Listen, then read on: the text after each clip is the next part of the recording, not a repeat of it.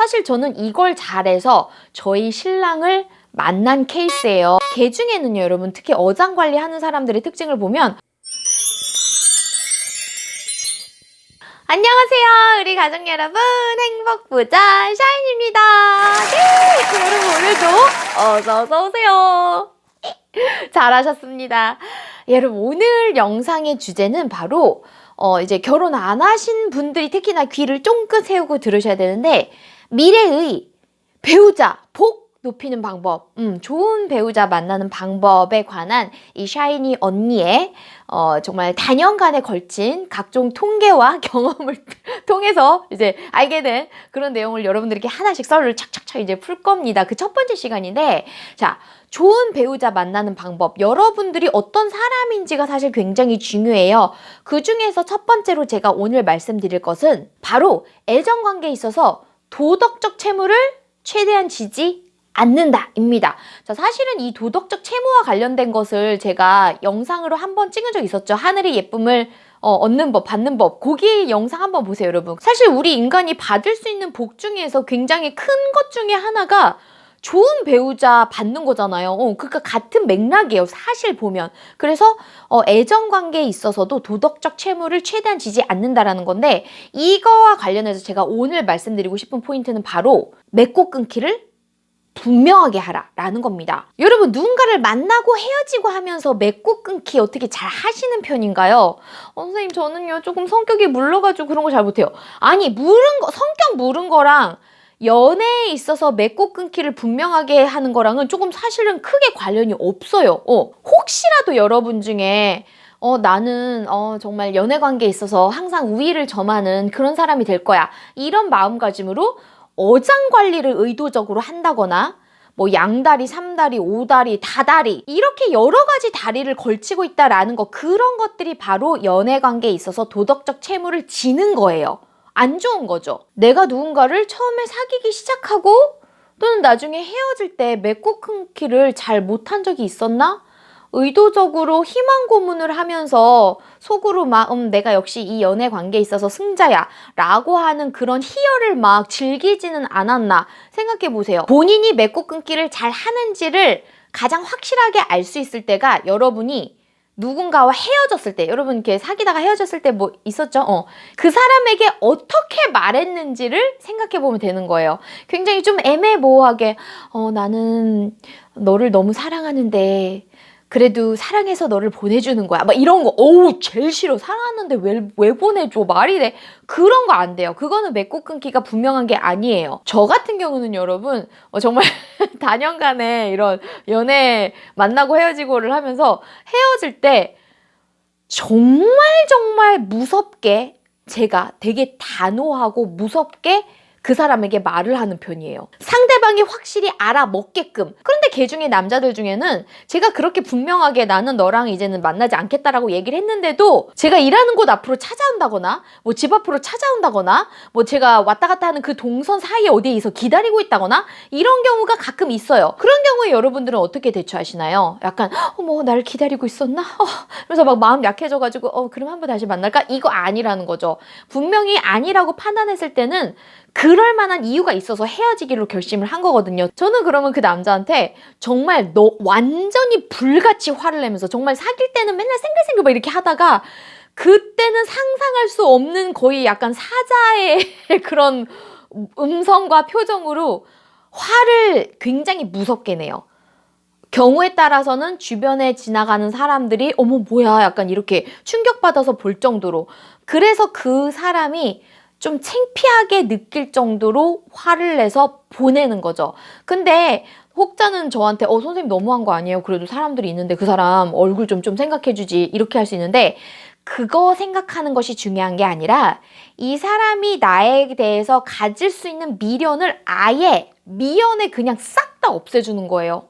야, 진짜 너랑 나랑은 이제 아니라는 것을 확실히 알았으니까 너는 너의 에너지, 마음 낭비를 하지 마라. 너의 시간 낭비를 나로 하여금 하지 마라. 오히려 장기적인 관점에서 보면 그 사람을 더 배려해 주는 거거든요. 물론 그 사람은 그 당시에는 내가 너무 믿고 그러겠지만 그로 인해 나를 깨끗하게 잊을 수 있다면 그게 저는 예의라고 생각을 하는 거죠. 자, 이렇게 끝날 때 그 맺음을 분명하게 하는 게 한 가지가 있고요. 또 다른 한 가지는 시작할 때 어떻게 할까라는 것도 있습니다.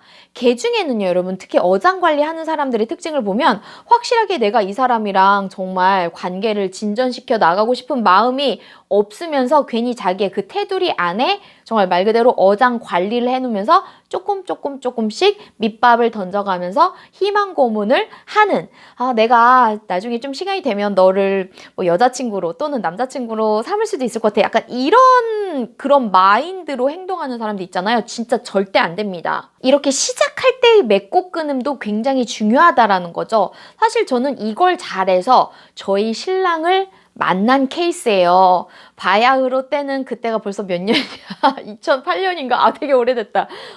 제가 이제 한창 EBS 강사가 되고 여기저기 이제 막 촬영 의뢰가 들어오기 시작해서 다른 외부 사이트에서도 강의를 시작할 때였었어요. 그런데 그런 어학 회사가 본인 회사의 자체적인 스튜디오를 가지고 있어서 거기서 촬영할 때도 있지만 또 조금 더 규모가 작은 회사는 자체 스튜디오가 없어요. 그럼 어떻게 하냐면 외부에 있는 스튜디오만 전문으로 하는 그런 곳을 빌려서 거기서 촬영을 진행을 합니다. 네, 그래서 저는 이제 이 회사 담당자 여자 두 분이랑 저랑 이 스튜디오로 가요. 그래서 거기서 촬영을 하는데 어느 날 갑자기 이 회사 여자 직원 두 분이 저한테 이런 말을 하는 거예요. 샤인쌤, 이 스튜디오 대표님이 너무 샤이니쌤한테 껄떡대고 샤이니쌤 좋아하는 거 안 보여요? 막 이러는 거야. 그래서 저는 나는 솔직히 촬영하러 가면 촬영하느라 바빠서 여기 주위에 남자들이 어떻게 돌아가는지 나는 그걸 모르겠는데 그런 얘기를 하는 거예요. 그래서 제가 그래요?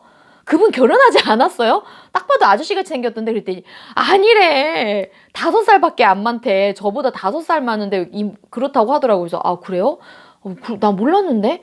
그래서 이 얘기를 듣고 그 다음 촬영할 때부터 보니까 진짜 이 사람이 그냥 이거는 그 스튜디오 대표와 촬영자의 관계가 아니라 조금 저한테 막 되게 개인적인 관심을 많이 표현을 하는 거예요. 나는 이 사람한테 전혀 관심이 없는데. 자, 그러면 어장 관리를 만약에 하는 사람의 마인드면 그 어장에다가 이 물고기 한 마리를 추가시켰을 수도 있죠. 근데 나는 그거 아니거든. 나 어장 관리 별로 하고 싶지 않거든. 이 사람 진짜 내 스타일 아니거든. 자, 그럴 때 저의 전략이 있었습니다. 보세요. 일단은 스튜디오 대표님이니까 나는 이 사람이랑 관계를 완전 척지면 안 돼. 하지만 또 이 사람에게 애매한 희망 고문을 해서도 안 되죠. 당신이 나중에 이거 촬영 끝나고 뭐 저의 남자친구가 됐을 것 같아. 말도 안 되지. 그런 희망 고문을 하면 안 되잖아요. 그때 제가 썼던 굉장히 현명하다고 지금도 많은 후배들에게 평가를 받는 전략이 있었습니다. 뭐냐면요. 그 사람한테 가가지고 이런 제안을 하는 거예요.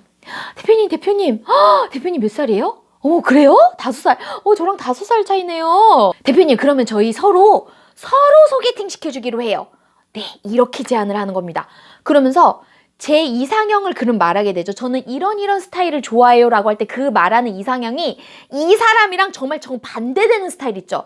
그런 사람을 말하는 거예요. 저는요, 좀 말이 없는 과묵한 스타일이 좋고, 그리고 좀 호리호리한 사람이 좋고요. 그리고 악기 같은 거 연주 잘하는 그런 사람이 좋습니다. 정말 이 대표랑 완전 상반되는 사람을 일부러 얘기를 하는 거예요. 그러면 그 대표도 속으로 나는 아닌가 보구나.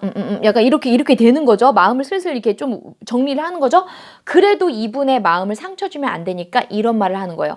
대표님, 제 친구 중에 진짜 성격 좋고 예쁜 애들 많아요. 제가 소개시켜 드릴게요. 이렇게 하면 진짜 움츠렸던 마음이 갑자기 와 이렇게 다시 기쁨으로 바뀌어요. 그러면서 서로 관계도 나빠지지 않고 동시에 너는 내 타입이 아니니까 나한테 그만 찝적대라는 메시지를 은연중에 전달할 수가 있는 거죠. 내가 관심 없으니까 미연에 맺고 끊는 것을 확실하게 하는 거죠. 여러분, 그 스튜디오 대표가 그래서 소개시켜서 나온 사람이, 소개팅에 나온 사람이 바로 저희 신랑입니다. 진짜. 근데 제가 이렇게 나는 이런 사람이 좋다라고 이상형으로 열거한 거에 정말 딱 부합하는 사람이 나온 거예요. 그러니까 여러분도 누군가를 만날 때 확실하게 마음에 드는 게 아니라면 그 사람을 괜한 희망 고문을 하지 말자. 헤어질 때도 마찬가지로 이 사람이 분명히 나랑 함께할 이유가 없다라는 확실한 판단이 들어서 헤어짐 결별을 선언했다면 그 다음에는 좀 더 쉽게 마음을 정리할 수 있도록 여러분들의 좀 결단력이 있는 그러한 행동과 말이 굉장히 중요하다. 그런 거 하나하나가 모여서 여러분이 나중에 진짜 좋은 배우자 만날 수 있는 그런 복을 쌓는 행동이 될 거라고 저는 생각합니다. 자, 오늘 그 첫 번째 시간이었어요. 앞으로도 계속 제가 썰을 쭉쭉쭉 풀어드릴게요. 자, 여러분 감사합니다. 영상 봐주셔서. 바이바이.